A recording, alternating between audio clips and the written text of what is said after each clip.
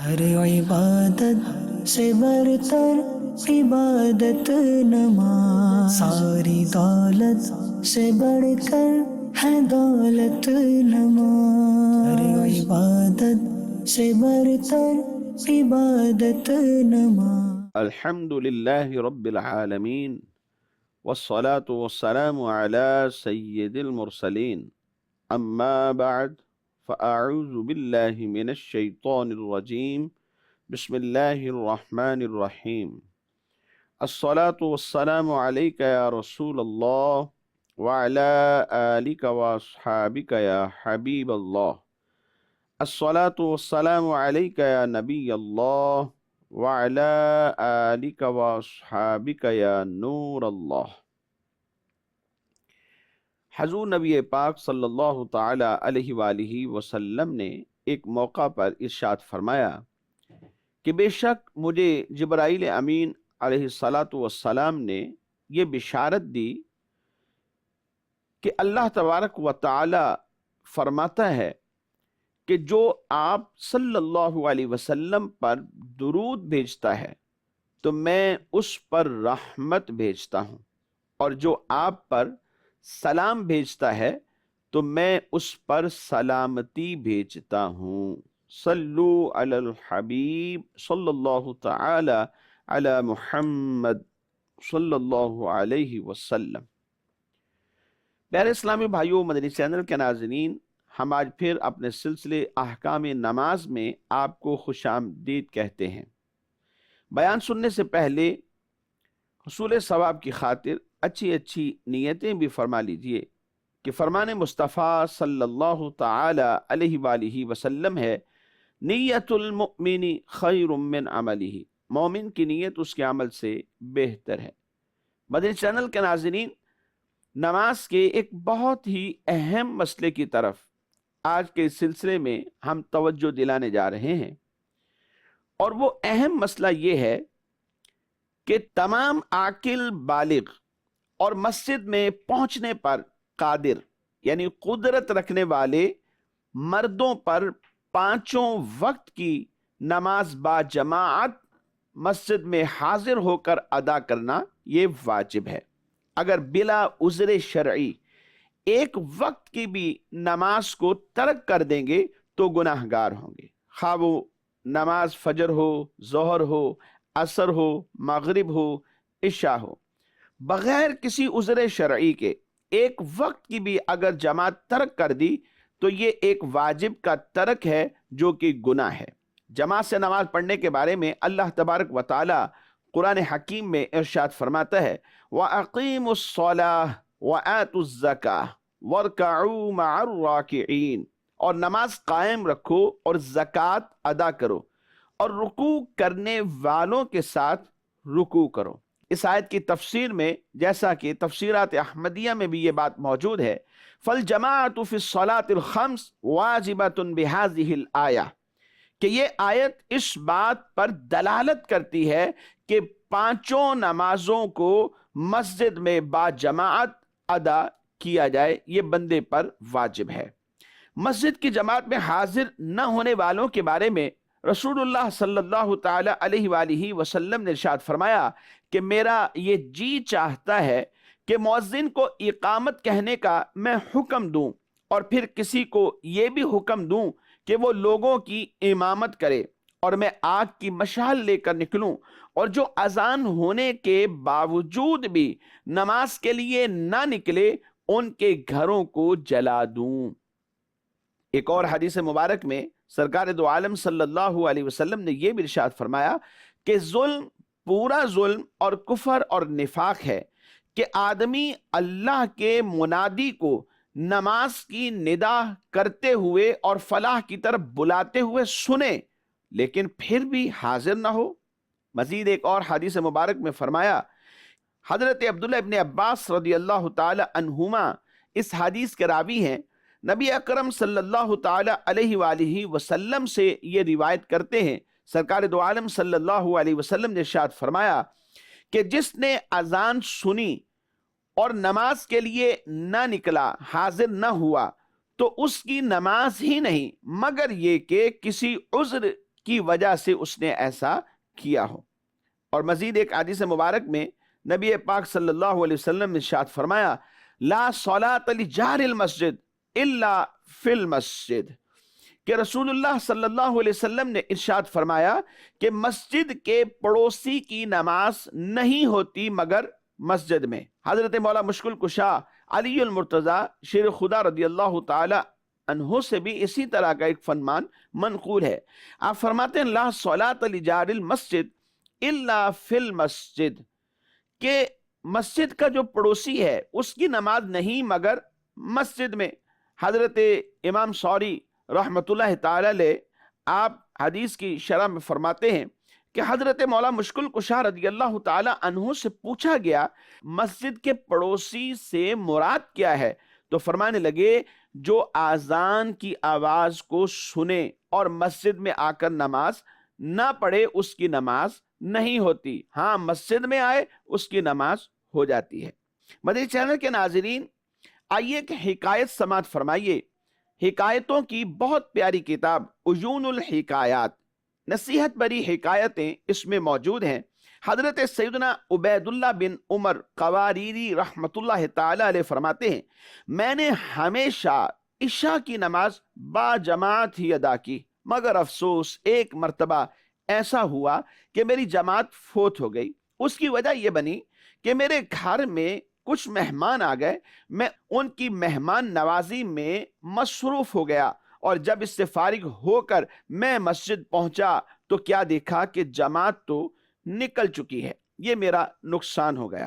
اب میں سوچنے لگا کہ میں اس سلسلے میں کیا کروں، ایسا کون سا عمل ہونا چاہیے کہ جس سے اس نقصان کی تلافی ہو سکے۔ بس اچانک میرے ذہن میں ایک خیال آیا، اور وہ خیال یہ تھا کہ نبی کریم صلی اللہ علیہ وسلم کی احادیث سے یہ بات ثابت ہے کہ جو اکیلے نماز پڑھتا ہے اس کے مقابلے میں وہ شخص کہ جو جماعت سے نماز پڑھتا ہے اس کی نماز 21 گنا بہتر ہے منفرد سے، یعنی اکیلے نماز پڑھنے والے سے 21 درجے بہتر ہے۔ اور یہ روایت بھی ذہن میں آئی کہ 25 درجے بہتر ہے، اور یہ روایت بھی ذہن میں آئی کہ 27 درجے بہتر ہے، یعنی 27 گنا ثواب ہے۔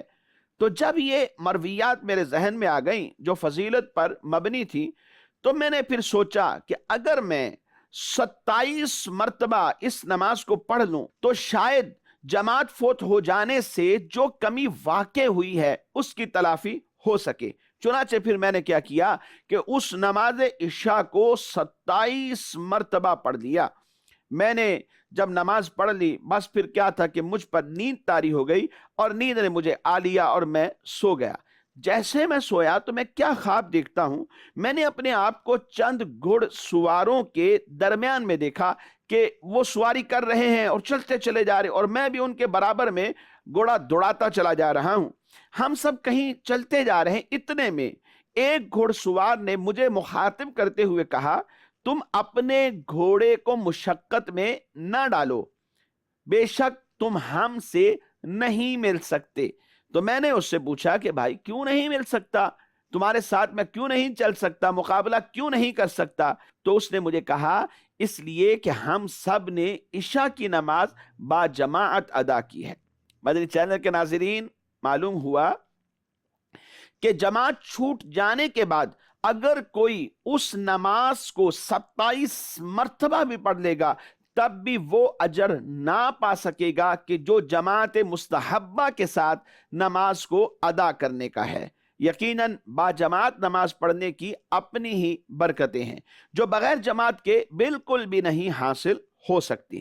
لہذا ہمیں بھی چاہیے کہ با جماعت نماز کی ادائیگی کے لیے وقت کی پابندی کا خاص خیال رکھا کریں، اور اپنے کام کاج، دیگر تمام معاملات اور دیگر تمام مصروفیات پر نماز کو فوقیت دینے لگ جائیں، کیونکہ کوئی بھی عمل نماز سے بڑھ کر اہمیت کا حامل نہیں ہو سکتا۔ روایتوں میں آتا ہے حقوق اللہ کے معاملے میں بروز قیامت جو سب سے پہلا سوال کیا جائے گا وہ نماز کے بارے میں ہوگا۔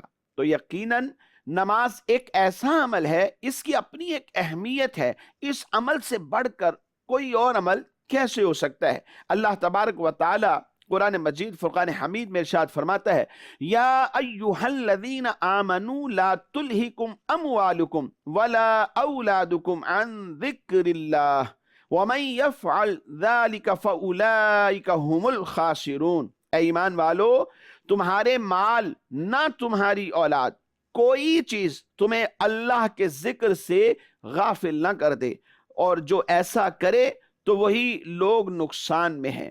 مفسرین رحمہم اللہ تعالی کی ایک جماعت کا قول یہ ہے کہ اس آیہ مبارکہ میں جو لفظ ذکر اللہ استعمال ہوا ہے کہ اللہ کے ذکر سے غافل نہ کر دے، نہ تمہارا مال اور تمہاری نہ ہی اولاد، تو یہاں پر جو ذکر اللہ کا لفظ آیا ہے، فرمایا اس سے 5 نمازیں مراد ہیں۔ لہذا جو اپنے مال مثلا خرید و فروخت یا پیشے یا اپنی اولاد کی وجہ سے نمازوں کو ان اوقات میں ادا کرنے سے غفلت اختیار کرتے ہیں، وہ خسارہ پانے والوں میں سے ہو جائیں گے۔ اس لیے مدنی چینل کے ناظرین، ہمارا اس دنیا میں آنے کا مقصد کیا ہے؟ وہ اللہ کی عبادت ہے۔ ہمارا المیہ یہ ہے کہ ہم نے جو ضرورت ہے اس کو اپنا مقصد بنا لیا، اور جو مقصد ہے اس کو بھول گئے۔ مدنی چینل کے ناظرین، ایسا ہرگز بھی نہیں ہونا چاہیے۔ مال کمانا یہ تو ہماری ضرورت ہے، اور اس ضرورت کو ہم نے مقصد سمجھ لیا اور دن رات کمانے میں مصروف ہو گئے۔ نماز کا وقت آیا تو غفلت برت دی، رات بھی مال کما رہے ہیں، دن بھی مال کما رہے ہیں، اور یا دن میں سوئے پڑے ہیں، اور یا پھر رات میں سوئے پڑے ہیں اور دن میں مال کمانے میں مصروف ہیں۔ مؤذن ندا بھی کر رہا ہے کہ آؤ فلاح و کامرانی کی طرف آ جاؤ، آؤ کامیابی کے راستے جو تم تلاش کر رہے ہو وہ نماز میں ہیں، تم نماز کے لیے آ جاؤ، اللہ کی عبادت کرو۔ لیکن انسان جو ہے وہ غفلت کا شکار ہو جاتا ہے۔ جو ضرورت ہے عبادت کے لیے کہ مجھے رزق ملنا چاہیے تاکہ عبادت میں قوت مل جائے، کھانا اور دیگر میری جو ضروریات ہیں وہ پوری ہونا شروع ہو جائیں تاکہ میں اللہ کی عبادت بڑی دل جمعی کے ساتھ کر سکوں اور توجہ خشوع و خضوع کے ساتھ نماز پڑھ سکوں۔ بس پھر کیا ہے کہ بندہ جب اس ضرورت کو حاصل کرنے کے لیے نکلا تو اپنے اصل مقصد کو بھول گیا، اور جب بھول گیا تو ضرورت کو مقصد بنا لیا۔ ایسا ہرگز بھی نہیں ہونا چاہیے۔ رزق کا ذمہ اللہ کا ہے۔ جو انسان اپنے رزق کے معاملے میں اللہ پر توکل کر لیتا ہے، اللہ اس کو وہاں سے رزق عطا فرماتا ہے جہاں سے اس کے گمان میں بھی نہیں ہوتا۔ تو اللہ کی عبادت ہمارے اس دنیا میں آنے کا اصل مقصد ہے۔ قرآن پاک اور احادیث مبارکہ میں جہاں بھی نماز کی ادائیگی کا حکم دیا گیا ہے، اس سے مراد نماز کو تمام فرائض اور واجبات کے ساتھ ادا کرنا ہے، اور مردوں کے لیے نماز کے واجبات میں سے یہ بھی ہے کہ اسے جماعت کے ساتھ ادا کیا جائے۔ اللہ تبارک و تعالی نے ارشاد فرمایا وَأَقِيمُوا الصَّلَاةَ وَآتُوا الزَّكَاةَ وَارْكَعُوا مَعَ الرَّاكِعِينَ، اور نماز قائم رکھو، زکوٰۃ دو، اور رکوع کرنے والوں کے ساتھ رکوع کرو۔ تفسیر خازن میں اس آیت مبارکہ کے حوالے سے لکھا کہ اس آیت میں نماز با جماعت ادا کرنے کے بارے میں بندے کو ابھارا جا رہا ہے، برانگیختہ کیا جا، بلکہ بندے کو تیار کیا جا رہا ہے۔ گویا کہ فرمایا کہ نماز پڑھنے والوں کے ساتھ جماعت سے نماز پڑھو۔ ایک اور مقام پر اللہ تبارک و تعالی ارشاد فرماتا ہے یوم یکشف عن ساق ویدعون الی السجود فلا یستطیعون خاشعة ابصارهم ترهقهم ذلة وقد كانوا يدعون الى السجود وهم سالمون۔ جس دن ایک ساق کھولی جائے گی، جس کے معنی اللہ ہی جانتا ہے، اور سجدہ کو بلائے جائیں گے تو نہ کر سکیں گے، نیچی نگاہیں کیے ہوئے ان پر خواری چڑھ رہی ہوگی، اور بے شک دنیا میں سجدہ کے لیے بلائے جاتے تھے جب تندرست تھے۔ اس آخری جملے کی طرف مدنی چینل کے ناظرین توجہ کیجئے، اور بے شک دنیا میں سجدہ کے لیے بلائے جاتے تھے جب تندرست تھے۔ حضرت ابراہیم تیمی رحمت اللہ تعالی علیہ اس آیہ مبارکہ کی تفسیر بیان کرتے ہوئے فرماتے ہیں کہ وہ دن جس کے بارے میں آیت میں ذکر کیا گیا وہ قیامت کا دن ہوگا۔ اس دن انہیں ندامت کی ذلت ڈھانپے ہوئے ہوگی، کیونکہ انہیں دنیا میں جب سجدوں کی طرف بلایا جاتا تو یہ تندرست ہونے کے باوجود نماز کے لیے حاضر نہیں ہوا کرتے تھے۔ حضرت سیدنا کعب احبار رضی اللہ تعالیٰ عنہ، آپ توریت کے بھی عالم تھے اور قرآن کے بھی عالم تھے۔ آپ ارشاد فرماتے ہیں کہ خدا کی قسم یہ آیہ مبارکہ جماعت سے پیچھے رہ جانے والوں کے بارے میں ہی نازل ہوئی، یعنی انہوں نے سند کر دی کہ واقعی میں یہ آیہ مبارکہ ان لوگوں کے بارے میں نازل ہوئی ہے کہ جو مسجد میں جماعت سے نماز پڑھنے میں پیچھے رہ جاتے تھے، اور بغیر عذر کے جماعت ترک کر دینے والوں کے لیے اس سے زیادہ سخت کون سی وعید ہو سکتی ہے۔ مدنی چینل کے ناظرین، سنا آپ نے اس آیہ مبارکہ میں بغیر عذر جماعت سے نماز نہ پڑھنا ایک ایسا عمل قرار دیا گیا کہ اس کے سبب کل بروز قیامت عذاب اور ذلت و خواری مقدر بن سکتی ہے۔ اس لیے بلا عذر شرعی مسجد کی جماعت ہمیں نہیں چھوڑنی چاہیے۔ مدنی چینل کے ناظرین، آئیے ریکارڈڈ سوالات کی طرف بڑھتے ہیں۔ محمد ابراہیم فیصل آباد سے بات کر رہا ہوں۔ میرا مفتی صاحب کی بارگاہ میں یہ سوال ہے کہ عصر کی نماز کے بعد سجدہ شکر کرنا کیسا؟ سجدہ شکر ہو یا نماز شکر ہو، یہ نفل نماز ہے، اور نماز عصر کے بعد نفل نماز پڑھنے کی ممانت احادیث مبارکہ سے ثابت ہے۔ نبی پاک صلی اللہ تعالی علیہ وآلہ وسلم نے عصر کی نماز کے بعد نفل پڑھنے سے منع فرما دیا، تو لہٰذا سجدہ شکر ہو یا نماز شکر ہو، عصر کی نماز کے بعد پڑھنا یہ مکروہ تحریمی، ناجائز اور گناہ ہے۔ جی مزید سوال چلائیے۔ میرا نام حسن رضا اور میں گوجرا شہر سے تعلق رکھتا ہوں۔ مفتی صاحب کی بارگاہ میں سوال ہے کہ اقامت کے کلمات جو ہیں وہ ایک بار کہنے چاہیے یا دو دو بار کہنے چاہیے؟ جواب ارشاد فرما دیں۔ اذان ہو یا اقامت، ان کے کلمات دو دو بار کہنا ہی سنت ہے۔ نبی پاک صلی اللہ تعالی علیہ وآلہ وسلم کے زمانہ مبارک میں جب اذان دی جاتی یا اقامت کہی جاتی تو ان کے کلمات کو دو دو بار دہرایا جاتا تھا، یہی سنت ہے اور ہمیں اس پر ہی عمل کرنا چاہیے۔ مزید سوال چلائیے۔ میرا نام راشد علی ہے۔ میرا مفتی صاحب سے سوال ہے کہ آنکھیں بند کر کے نماز پڑھنا کیسا ہے؟ اس حوالے سے اصل حکم تو یہ ہے کہ دوران نماز آنکھیں بند نہیں کرنی چاہیے، یہ ایک مکروہ عمل ہے، اور اس مکروہ سے مراد مکروہ تنزیہی ہے۔ نبی پاک صلی اللہ تعالی علیہ وآلہ وسلم نے دوران نماز آنکھیں بند کرنے سے منع فرمایا ہے، لیکن علماء نے یہ بیان فرمایا کہ اگر کسی شخص کو خشوع و خضوع نماز میں آنکھیں بند کر کے ہی حاصل ہوتا ہے، اس کی توجہ ورنہ بڑھ جاتی ہے، دل جمعی نہیں رہتی، خشوع و خضوع نہیں ہوتا جب تک یہ آنکھیں بند نہیں کر لیتا، تو ایسی صورت میں اس شخص کے لیے اجازت ہے، اور یہاں یہ مکروہ تنزیہی بھی نہیں رہے گا، بلکہ سیدی اعلیٰ حضرت رحمۃ اللہ تعالی علیہ اس حوالے سے ارشاد فرماتے ہیں کہ ایسے شخص کے لیے کہ جس کے خیالات منتشر ہو جاتے ہیں اور توجہ بڑھ جاتی ہے، خشوع و خضوع حاصل نہیں ہوتا، اور یہ اسی صورت میں ملتا ہے جب آنکھیں بند کرے، تو اس کے لیے پھر آنکھیں بند کر کے نماز پڑھنا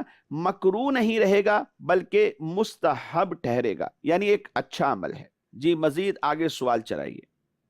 میرا نام محمد اسامہ ہے اور میں فیصل آباد سے ہوں۔ میرا مفتی صاحب سے سوال ہے کہ اگر نمازی پہلی رکعت میں سورہ فلق اور دوسری رکعت میں سورہ اخلاص کی تلاوت کرے تو کیا اس کی نماز ہو جائے گی؟ قرآن پاک ترتیب کے ساتھ پڑھنا یہ واجب ہے، جان بوجھ کر قرآن کو الٹا پڑھنا یہ مکروہ تحریمی، ناجائز اور گناہ کا کام ہے۔ لیکن اگر کوئی شخص بھول جاتا ہے اور بھول کر ترتیب کو الٹ کر بیٹھا، مثال کے طور پہ سورہ فلق پہلی رکعت میں پڑھی اور سورہ اخلاص یہ دوسری رکعت میں پڑھی، اگر تو جان بوجھ کر ایسا کیا تو یہ گناہ ہے، اس کی توبہ لازم ہوگی، لیکن نماز ہو جائے گی اور سجدہ سہو بھی لازم نہیں ہوگا۔ اور اگر بھول کر ایسا ہو گیا تو نماز تب بھی ہو جائے گی اور یہ گناہ بھی نہیں ہوگا۔ لیکن یہ بات ذہن میں رکھیے کہ صرف نماز میں ہی نہیں بلکہ نماز کے علاوہ بھی قرآن کو ترتیب سے پڑھنا واجب ہے، اور یہ قرات کے واجبات سے ہے۔ اس وجہ سے اس کے آخر میں اگر جان بوجھ کر بھی ایسا کر بیٹھے تو سجدہ سہو واجب نہیں ہوتا۔ مدنی چینل کے ناظرین، ہمارے آج کے پروگرام کا وقت اختتام کو پہنچا۔ ہم آپ سے اجازت چاہتے ہیں، دعا کرتے ہیں اللہ تبارک و تعالی ہم سب کی آج کی حاضری کو اپنی بارگاہ میں قبول فرمائے، آمین بجاہ النبی الامین صلی اللہ تعالی علیہ وآلہ وصحابہ وبارک وسلم۔ ہر عبادت سے برتر عبادت نماز، ساری دولت سے بڑھ کر ہے دولت نماز، ہر عبادت سے برتر عبادت نماز۔